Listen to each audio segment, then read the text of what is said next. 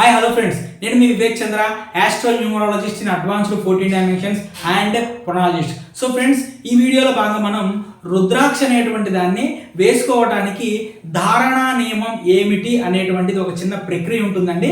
ఆ ప్రక్రియని తెలియజేసేటువంటి ప్రయత్నం చేసుకొని చెప్తాను.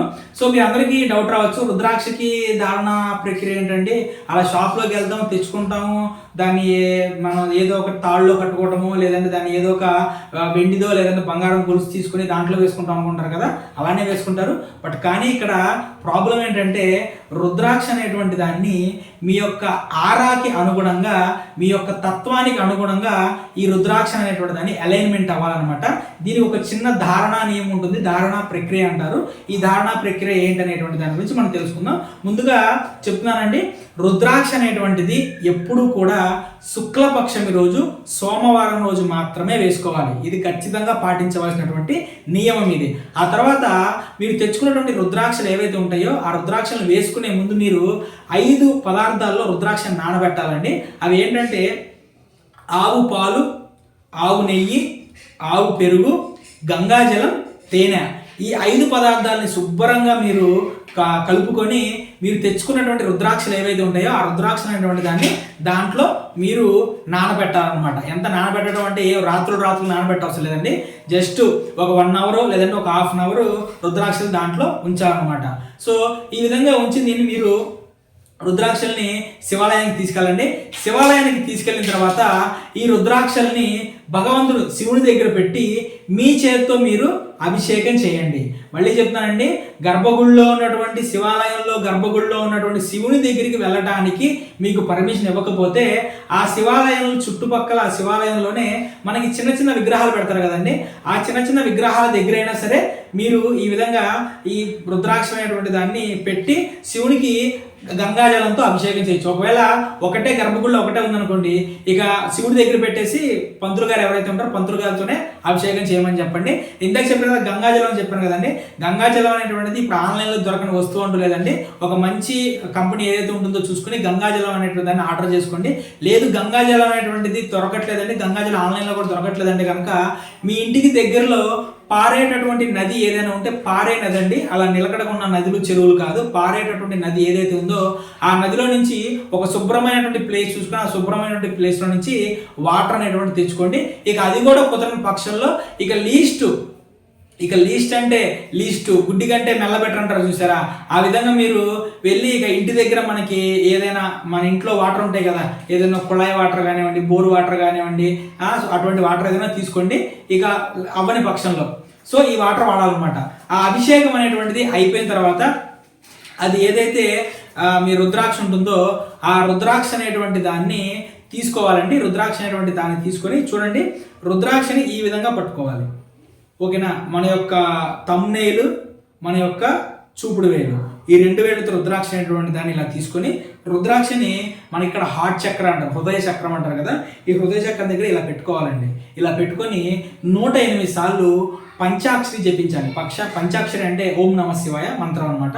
ఓం నమ శివాయ అనేటువంటి మంత్రాన్ని మనం 108 సార్లు జపించాలండి మనసులో.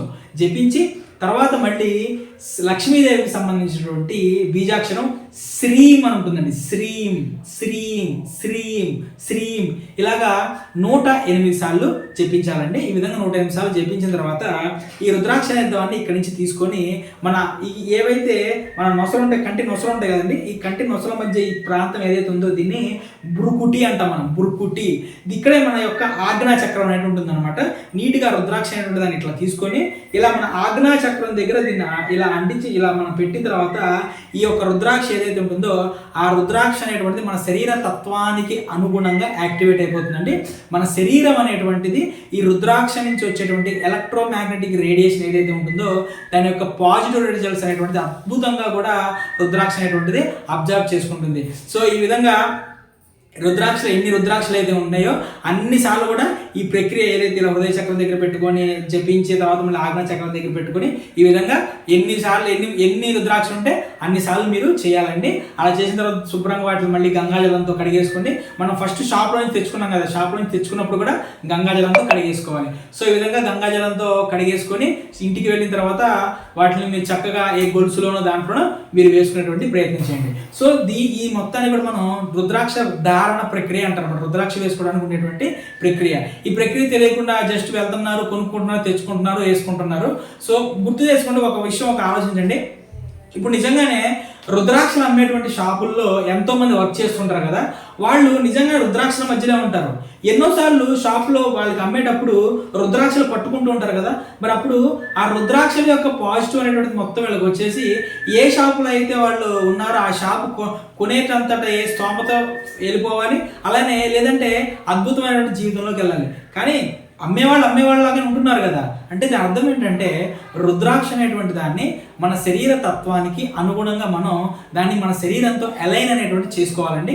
ఈ ధారణ ప్రక్రియ అనేటువంటిది ఫాలో అయినప్పుడు ఆ రుద్రాక్ష నుంచి వచ్చేటువంటి పాజిటివ్ అబ్జర్వర్స్ ఏవైతే ఉంటాయో అవి మొత్తం కూడా మన శరీరం అనేటువంటిది అబ్జర్వ్ చేసుకొని అద్భుతమైనటువంటి రిజల్ట్ వస్తాయండి.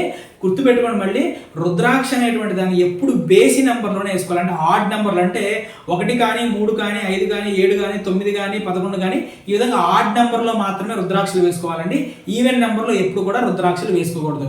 మనం రుద్రాక్షలు అనేటువంటిది వేసుకున్న తర్వాత 3 నెలలు మినిమం 3 మంత్స్ టైం పడుతుందండి దానికి సంబంధించినటువంటి పాజిటివిటీ అనేది మనకి రావడానికి. 3 మంత్స్ తర్వాత నుంచి కూడా ఆ రుద్రాక్షలకు సంబంధించినటువంటి అద్భుతమైన రిజల్ట్ అండి.